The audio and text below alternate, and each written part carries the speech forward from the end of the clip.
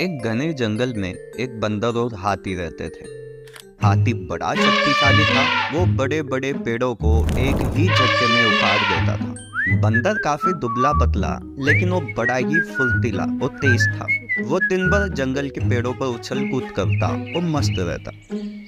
बंदर और हाथी दोनों को ही अपने आप पर बड़ा ही घमंड था। इस वजह से दोनों में हमेशा बहस होती रहती। अरे हाथी भाई, तुम तो इतने दुबले पतले हो, क्या खाते हो? ओ भाई, तुम तो बहुत भारी हो। लगता है जिम जाते हो।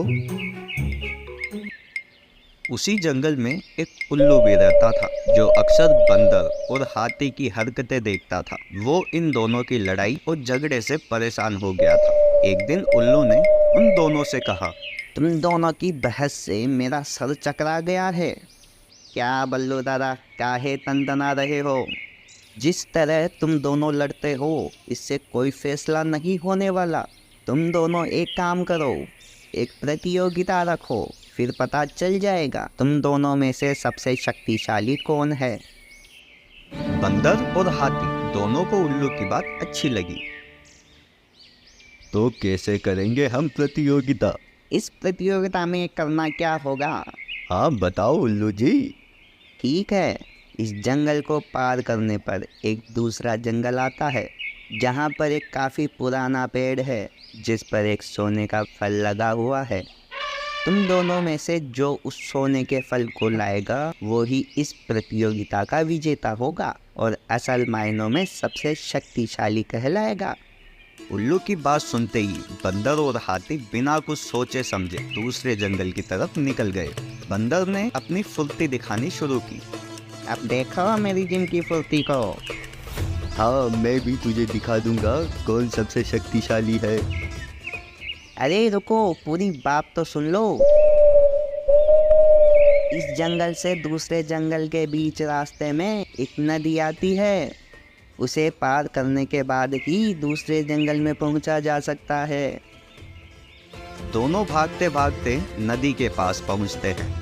देखो हाथी भाई, मैं एक झटके में कैसे नदी पार करता हूँ। बंदर ने फिर से अपनी फुर्ती दिखाई और झट से वह नदी में कूद गया, लेकिन पानी की लहर काफी तेज थी, तो बंदर नदी में बहने लगा। तैयार रहो बंदर। हाथी ने तुरंत अपनी सूंड से उसे पकड़ा और पानी के बाहर निकाल दिया। क्या हुआ भाई, पानी में फल खोज रहे थे क्या?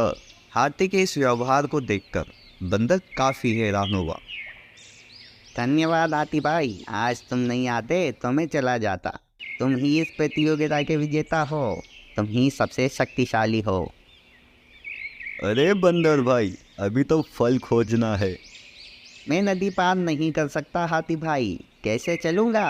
अरे बंदर भाई, उदास क्यों होते हो? मैं नदी पार कर सकता हूँ। तुम भी मेरी पीठ पर बैठकर इसे पार कर लो। ठीक है हाथी भाई, अब तुम इतना कह रहे हो इसलिए चल रहा हूँ। बंदर हाथी की बात मान गया और वह हाथी की पीठ पर बैठ गया। इस तरह दोनों ने नदी पार कर ली और दूसरे जंगल में पहुंच गए।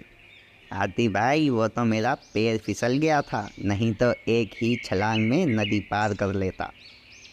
चलो, अब हमें सोने के फल वाले पेड़ को खोज निकालना चाहिए। हाँ बिल्कुल, चलो मिलकर देखते हैं। फिर दोनों ने मिलकर सोने के लगे हुए फल वाले पेड़ को भी खोज निकाला। हाथी भाई, फल वाला पेड़ तो बहुत बड़ा है।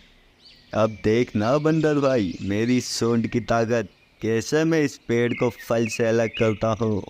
हाथी पेड़ के पास जाता है और अपनी सूंड से उस पेड़ को गिराना चाहा, लेकिन वो पेड़ काफी मजबूत था। हाथी के प्रहार से वो पेड़ नहीं उखड़ा।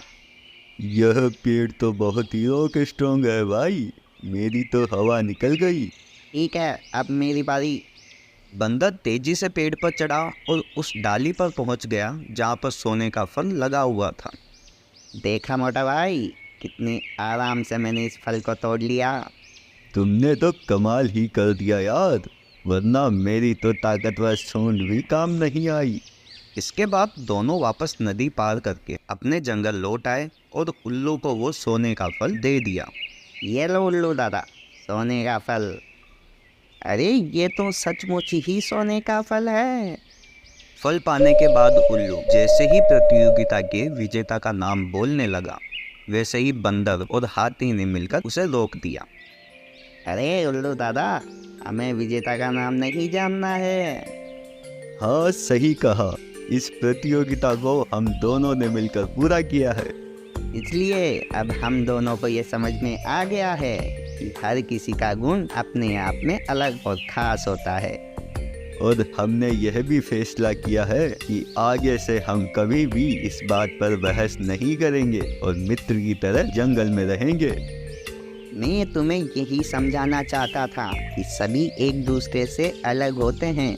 अलग अलग गुण और शक्तियाँ ही हमें एक दूसरे की मदद करने के काबिल बनाती है। साथ ही हर किसी की अपनी अपनी कमजोरियाँ भी होती है, इसलिए एक दूसरे के साथ मिलकर ही रहना चाहिए। उसी दिन से हाथी और बंदर दोनों मित्र बन गए और वह जंगल में खुशी खुशी रहने लगे।